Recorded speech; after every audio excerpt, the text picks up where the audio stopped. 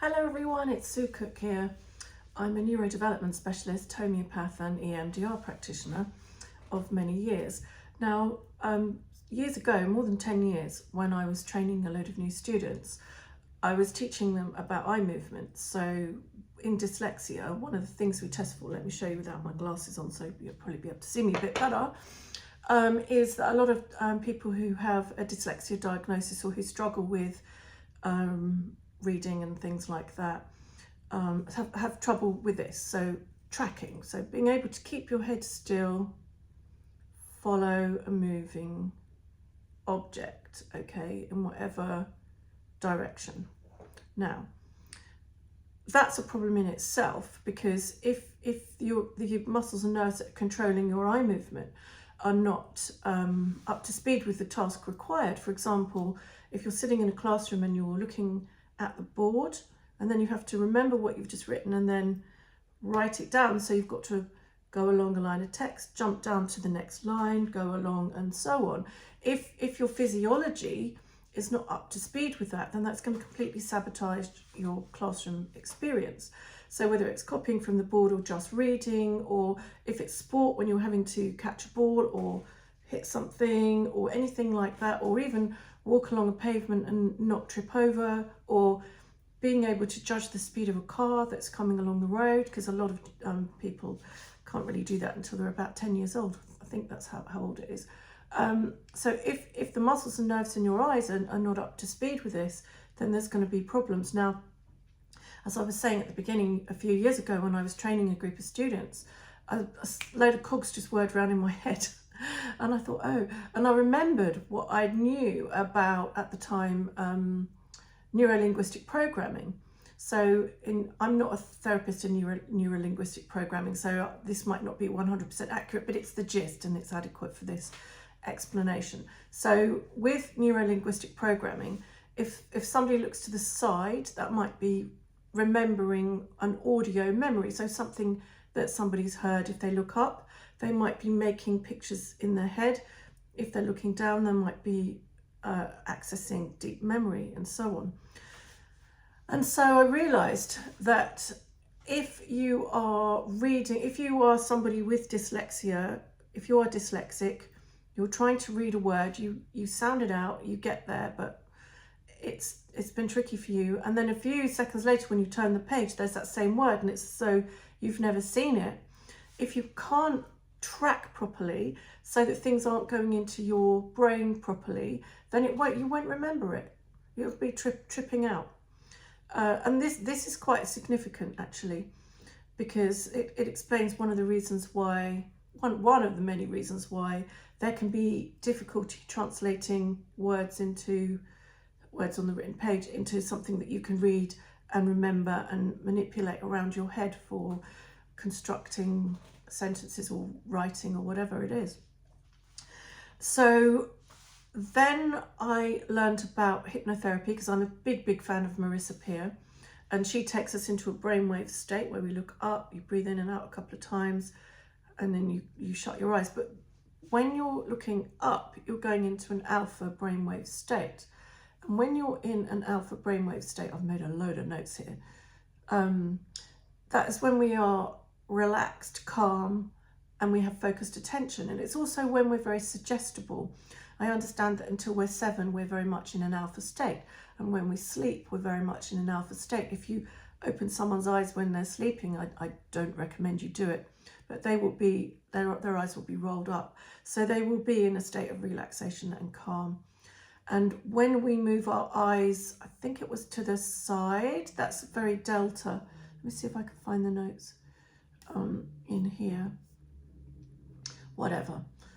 So the different brainwave states, alpha, beta, delta, and theta, that we need to be specifically concerned with. And in fact, there is a therapy called theta therapy. And with beta brainwaves, that's when we're active thinking and alert and we focus. Theta is linked to memory, emotional processing, and REM sleep, and delta is associated with deep sleep. So you can see that the ones that we're concerned with are going to be alpha for relaxation and eye movement specifically, and beta for alertness. But yeah, if we can't move our eyes, maybe we're going to have trouble going into a deep sleep. I know that that's also associated with the reticular activating system and so on, but this also could be a thing. Also, I do the therapy EMDR, which stands for eye movement desensitization and reprocessing. And this is a way to simplistically say we've got a trauma here. In that trauma is the memory of it and the emotion associated with it. And using EMDR with lateral movements like this, we separate out the emotion from it so that we've got the memory, but it no longer bothers us. It's brilliant. I had it done on me a long time ago by my friend Jenny Lynn, and it was just fantastic. So that's why I learnt it. So again, eye movements are really, really important. What have I got written down about EMDR here? Yeah, it says here, it's thought to be due to the synchronization of neuronal activity across different brain regions. Maybe it is. So I wanted to share with you about the importance of being able to move your eyes. These are controlled by the 3rd, 4th and 6th cranial nerves. And it's just muscles and nerves really having to work together to create the movements required, etc. Now there's more to eye issues with dyslexia that I found in my practice. One of them is if the pupils aren't contracting down, there's going to be too much light going in, and that can be like having snow blindness, which is very unpleasant. Also, the eyes may not be yolked, so they might not be working together, and that will cause an issue with depth perception, so seeing what over there is. My son certainly had an issue with that. And another one might be you might have an issue with contrast, so scotopic sensitivity or Erlen syndrome, whereby when I was little I couldn't look at yellow paper with black writing, and my son couldn't look at white paper with black writing. It would give me an instant jangly headache, and at night when I was sleeping, or I should have been sleeping and I was reading in bed, when I was really tired, the words would literally disappear off the page, and it would be like a complete blank bit. Wherever I looked, it was blank, and I used to say to myself, oh, I must be tired, time for sleep. I never had it in the daytime. But so with dyslexia, there can be many reasons why that you have the symptoms you do.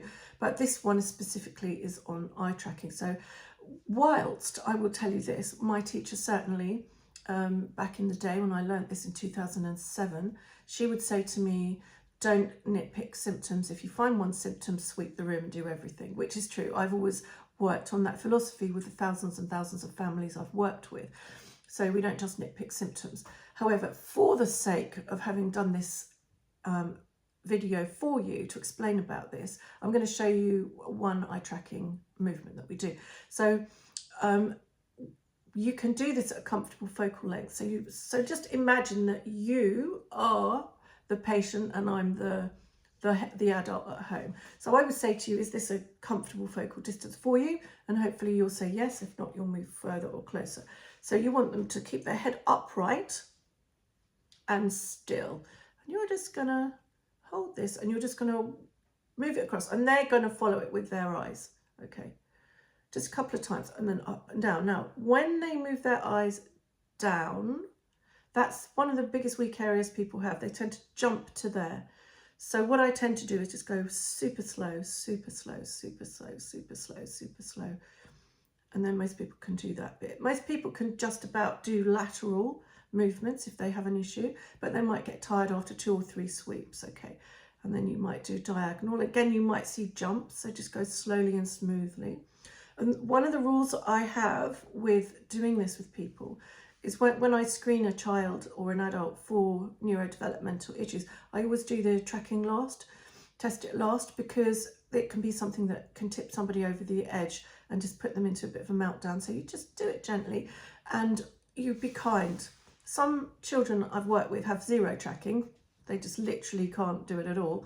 And some can manage it for 10 or 15 seconds and then they're out and they can't do any more. You never, ever push someone beyond what they can do. Okay, also you can do big circles. So if you're working with somebody and you've noticed that they've got an issue with this, and they can manage 15 seconds before they're tired, do 15 seconds with them. just a little up and down, a little bit of a sideways. And over time, their eyes will get stronger. And then you might do 16 seconds, 17 seconds. And then suddenly they might be able to do 20 before their eyes get tired and build up. But this is really important, because if you imagine how many hours that somebody's in a classroom having to do these things, and their eyes are exhausted after a few seconds, then their classroom experience is going to be hideous. I can guarantee it. And there may be other symptoms they've got as well. So just go gently and just do a little bit of tracking with them and build it up gradually, slowly, because it's muscles and nerves. Imagine you're going to the gym and suddenly you're having to lift a massive, huge weight. And it's like, well, I can only do a lightweight and I can only do 3. There's no point expecting me to be able to do 50 of the heavy ones, which is, if you think about the equivalent I'm saying about having to sit all day in a classroom, it's not going to happen. So you have to begin with what you've got and build slowly, and always be patient and always be kind and always be sympathetic, because you might make someone's day and make a big difference in their life. But yep, I'm Sue Cook, and I've been working with all manner of muscle and nerve issues in the brain, and all the spectrum labels, whatever. I'm dyscalculate. I was always dyscalculate. I'm a lot better now, having done 17 years of, 17, 18 years of neurodevelopment. I can now process numbers quite well for a few minutes, and I can work it out. I'm very good at mental arithmetic now. But yeah, so I'm not trying to other people or anything. And my dad had ADHD, my son had dyslexia, and I think all of us are a little bit neurodiverse in our house. So this is in no way a judgment, criticism or othering. It's a way to help people, and that's all. You can contact me. I will put links below, and have a good day. And I hope this has helped you. Lots of love.